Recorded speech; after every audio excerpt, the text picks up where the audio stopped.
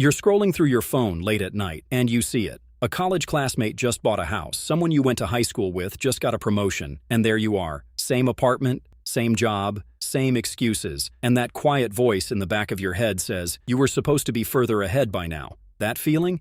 We need to talk about it. Hey, I'm Tim, and on this channel we don't just talk about productivity hacks, we talk about the real stuff, the psychology behind why you feel stuck, why you self-sabotage, and what it actually takes to move forward. If that's what you need right now, hit subscribe. New video every day. Now let's get into this. 1. Where that feeling really comes from. Let me tell you about a guy. He's 28, smart, works hard, has big dreams.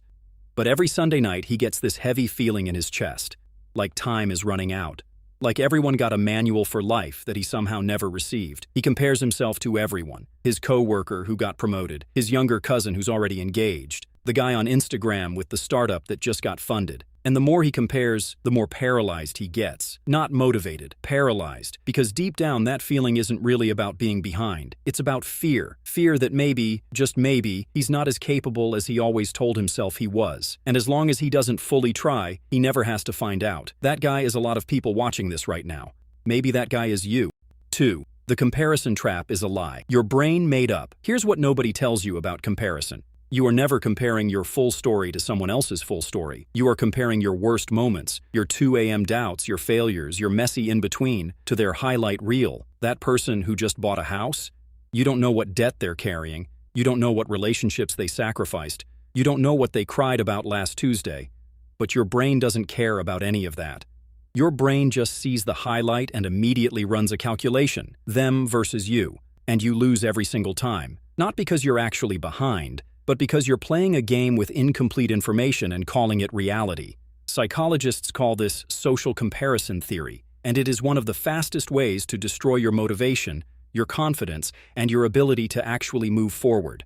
You cannot run your race while you're busy watching everybody else run theirs. 3. The real reason you feel stuck. Now here's where it gets deeper. That feeling of being behind, it's not just comparison. For a lot of people, it's a story they've been carrying since childhood. Maybe you were the smart kid, the one everybody expected great things from. Teachers said it, your parents said it, and somewhere along the way that became a pressure so heavy it started to suffocate you. So instead of moving forward, you stopped. Not because you couldn't, but because trying meant risking failure, and failure meant proving everyone wrong about you, including yourself. So you stay comfortable. You stay busy without being productive. You make plans without executing them. You start things you never finish. And every year that passes adds another layer to that quiet voice that says, you were supposed to be further ahead. That's not laziness, that's self-protection.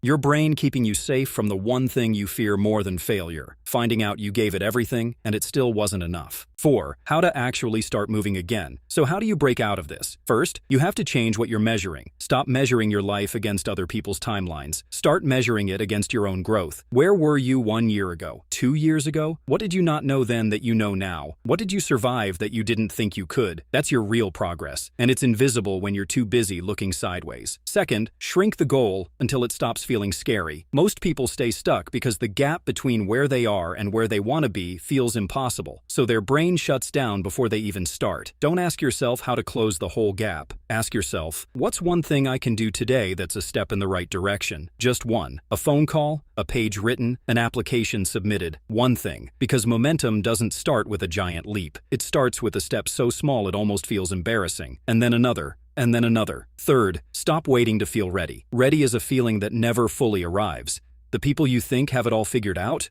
They were terrified too. They just moved anyway. That's the only difference. Not talent, not luck, just movement in the presence of fear. 5. The truth about being behind.